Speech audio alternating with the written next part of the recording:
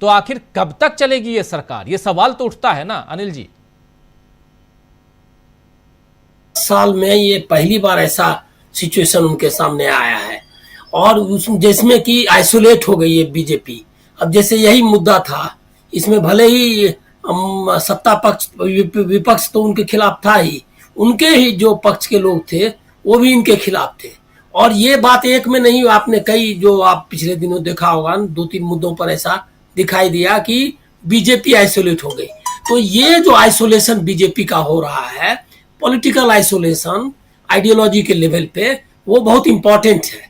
क्योंकि अगर आप आइडियोलॉजिकली अगर कोहेरेंट नहीं हो सकते, एनडीए नहीं बना सकते, वो एनडीए इसलिए नहीं, मतलब जो आपने आशंका जाहिर की कि कितने दिन सरकार चलेगी, तो ये सवाल निश्चित तौर पर है। क्योंकि जो पहले भी एनडीए था उनका, वो एक आइडियोलॉजिकल कोहेरेंस उसमें बनाया हुआ था। क्योंकि उन्होंने 370 की धारा, राम मंदिर के मुद्दे, ये सारे जो, और ये यूनिफॉर्म सिविल कोड, ये 3 मुद्दे उन्होंने बगल करके रखे थे। और उसमें उन्होंने और जो बाकी सोशल जस्टिस के भी जो वाइडर जो ये है, उसको उन्होंने टच नहीं करने का किया हुआ था। अब ये जो निरंकुशता इनको 10 साल में इन्होंने हासिल कर ली थी, उस पे एकाएक ब्रेक लग गया है। और वो लोग, जो लोग उनके साथ हैं, वो आइडियोलॉजिकली उनके साथ हो नहीं सकते। वो लोग अपॉर्चुनिज्म की वजह से साथ में है। ना सोशल जस्टिस के मुद्दे पर उनके साथ हो सकते, ना इकोनॉमिक मामले पर। अब कोई दलित पार्टी उन जो जिस तरह के ये कर रही है, मतलब आर्थिक ये फैसले लेती है, उसके साथ कैसे हो सकती है? चिराग पासवान, जीतन राम मांझी, या इवन जेडीयू का भी जो भी है, ब्रॉडली अगर देखेंगे तो वो सारे मुद्दे ये ला रहे हैं। तो जो मुद्दे पीछे थे, अब ये लैटरल एंट्री का मुद्दा है, उसमें एक और चीज जो सिर्फ आरक्षण का मामला नहीं था, सही कहा लोगों ने, आरएसएस के आप कह रहे हैं, खड़गे ने भी वही पॉइंट आउट किया और राहुल गांधी ने भी किया, बाकी लोग भी कर रहे हैं कि ये आरएसएस के लोगों को ब्यूरोक्रेसी पर कब्जा करना। उन्होंने ऑलरेडी यूनिवर्सिटीज पर कब्जा कर लिया है, प्रोफेसर्स सब लोग बहाल कर लिए, वाइस चांसलर पूरे देश भर में उनके राज्यपाल का यही काम है कि वाइस चांसलर जो बहाली है वो आरएसएस के लोगों को बहाल कराना। क्योंकि चांसलर होते हैं वो जो गवर्नर्स हैं, और वो बहाली कर रहे हैं लगातार। वहां पर पहले कभी ऐसा नहीं होता था कि वाइस चांसलर से लेकर हर एक चीज में आप दखल दें, लेकिन वो यूनिवर्सिटीज में बहाली में लगे हुए। तो ये आरएसएस का कब्जा करने का एक तो मुद्दा है। दूसरा है क्या कि इसमें इसको ऐसा हम लोग ना समझ लें कि लैटरल एंट्री के मुद्दे को उन्होंने छोड़ दिया है। उन्होंने सिर्फ इतना ही कहा है कि आरक्षण जो के बगैर लैटरल एंट्री वो हम नहीं करेंगे। जितेंद्र सिंह का जो लेटर है, उसको अगर आप ठीक से पढ़ेंगे, इसका अर्थ यह है कि लैटरल एंट्री में इक्विटी एंड सोशल जस्टिस को लागू, मतलब रिजर्वेशन लागू करेंगे, लेकिन लैटरल एंट्री को उन्होंने छोड़ने की बात नहीं कही है। तो अभी वो खतरा टला नहीं है, वो आगे का है। अब आप देखिए कि अगर आरक्षण के मुद्दे को हटा दीजिए, तो ये आप भर्तियां कर रहे हैं, वो जो मुखर्जी नगर में, दिल्ली में जो बच्चे सालों साल तक ये आईएएस की कोचिंग कर रहे हैं या पढ़ाई कर रहे हैं, उनके साथ आप क्या कर रहे हैं? आरक्षण तो एक मुद्दा है ही, लेकिन उनके साथ आप भर्तियां इस तरह कर रहे हैं। और जो वो लोग झूठ, मतलब जितेंद्र सिंह के लेटर में भी है, अश्विनी वैष्णव ने भी वही कहा, ये झूठ फैला रहे हैं कि लेटरल एंट्री पहले से होती थी।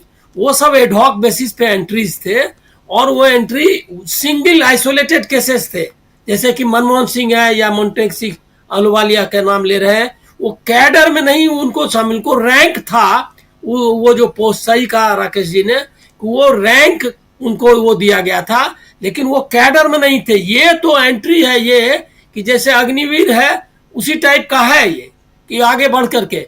अब अग्निवीर मतलब एक तरह से प्रशासनिक अग्निवीर वो बनाना चाहते हैं, जो कि सेना मतलब छोड़ देंगे। और वो क्या करेंगे, अभी बताया ना कि अडानी के सारे लोग, वो जो कॉर्पोरेट्स आने वाले हैं, उसमें है कि जो निकला था एडवर्टीजमेंट कि प्राइवेट सेक्टर से लेना है, उसमें है वो दिया हुआ कि वो कौन लोगों को भर्ती करना चाहते थे। तो ये सारा कुछ है। लेकिन ये आप समझ लीजिए कि क्या हुआ कि जो जातीय जनगणना का मामला है या सोशल जस्टिस के इश्यूज जिस तरह से आप देखिए कि दलित की साफ साफ मतलब कोई एम्बिग्विटी नहीं है, वो जो क्लैरिटी है वो आइडियोलॉजी की और जो उनका मिशन है राहुल गांधी की, वो दिखाई देता है। उन्होंने कहा दलित है इसलिए हत्या हुई है, और पूरा एक्सप्लेन किया उन्होंने। कहा आप लोग मतलब मीडिया को कहा कि आप है उनका मुद्दा उठाना नहीं चाहते, इसीलिए आप डिस्ट्रैक्ट कर रहे हैं। तो ये जो अटैक है इसको झेलने की ताकत इसके पास नहीं है, मोदी जी के पास और बीजेपी के पास भी नहीं है। और मुझको लग रहा है कि यही वजह है कि जो पिछले दिनों में जो आप देख रहे हैं जो इस स्थिति कि जो आइडियोलॉजिकल चैलेंज राहुल गांधी ने सामने रखा है, कॉरपोरेट और दूसरा एंटी कॉरपोरेट और सोशल जस्टिस, ये दोनों का कोई विकल्प मतलब उनका जिसको कहे काउंटर करने की जो होनी चाहिए पोजीशन लेने वाली है नहीं, क्योंकि उसमें बेईमानी है। करना है कॉरपोरेट के लोगों को बहाल करना है, लेकिन बोलना नहीं है। प्रॉब्लम यहाँ है, और वो चलाना चाहते हैं तो वो चलेगा नहीं।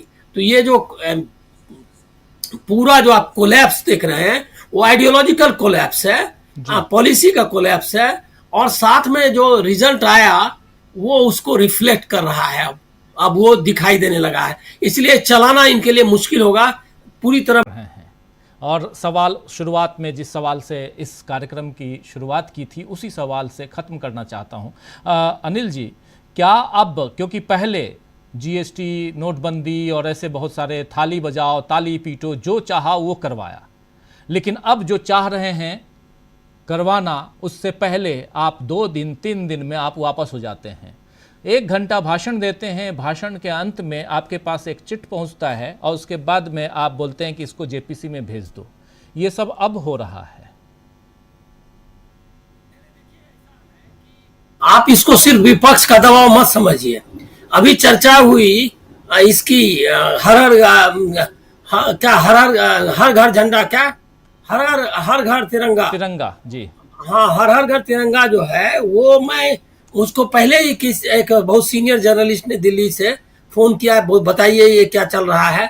और मैंने उसके बाद कहा उन्होंने, लेकिन उसके बाद फिर फोन आया उनका दोपहर में कि लेकिन देख रहा हूं कि मेरे यहाँ 500 घर हैं और इसमें से सिर्फ 5 जगह लगे हुए हैं। तो मैंने कहा क्या कि ये तो 1% हो गया। लेकिन उसके बाद कहा कि मैं जरा देख रहा हूँ अपने यहाँ पुणे में, तो मैंने अपने हमारे आसपास के सारी बिल्डिंग फिर शहर में गया तो वहां भी ध्यान दिया, कोई नहीं लगाया। वो जो इस बार पिछली बार जो हुआ था कि राम मंदिर के समय में जो झंडे लगाए गए थे, वो झंडे अभी भी धूल मतलब बारिश वगैरह में भींग भांग कर अभी भी टिके हुए हैं, कुछ उसमें से ज्यादातर। लेकिन इनका कोई लगाया ही नहीं, ये कॉल नहीं गया। इसका मतलब ये है कि वो ब्रांड का ही नहीं सवाल है, लोग डिस्कनेक्ट हो गया है पूरा। ये जो कनेक्ट था लोगों से वो खत्म हो गया है। तो ये भी एक बिग इशू है, क्योंकि अगर आपको रिस्पॉन्स रहता है, लोगों का ये रहता है, समर्थन रहता है, तो आपका बॉडी लैंग्वेज भी बदल जाता है और आपका फोर्स भी फैसलों का बदल जाता है। तो वो भी एक प्रॉब्लम है कि लोगों से कोई कनेक्ट नहीं रह गया। कोई ये हर घर तिरंगा वाला जो नहीं चला, मतलब आप सर्वे कर लीजिएगा, कहीं नहीं, कोई नहीं, किसी ने नहीं लगाया। तो इसका मतलब ये है कि जो कॉल आप देते हैं, क्योंकि आपने देखा होगा, आपने जिनकी चर्चा की थाली बजाओ फलना, वो सब कर लिया था, उसमें लोगों ने कितना पागल होकर के थालियां बजा दी थी भाई। तो वो चेंज आया है, ये भी आप समझिए कि पब्लिक में जो है, लोगों के बीच में अब इनका ये नहीं रह गया, मतलब समर्थन नहीं रह गया है। और विपक्ष है, दोनों की वजह से ये जो कमजोरी दिख रही है ये चौतरफा है, और वो एक अंदरूनी कमजोरी है जो लोकतंत्र में जनता के समर्थन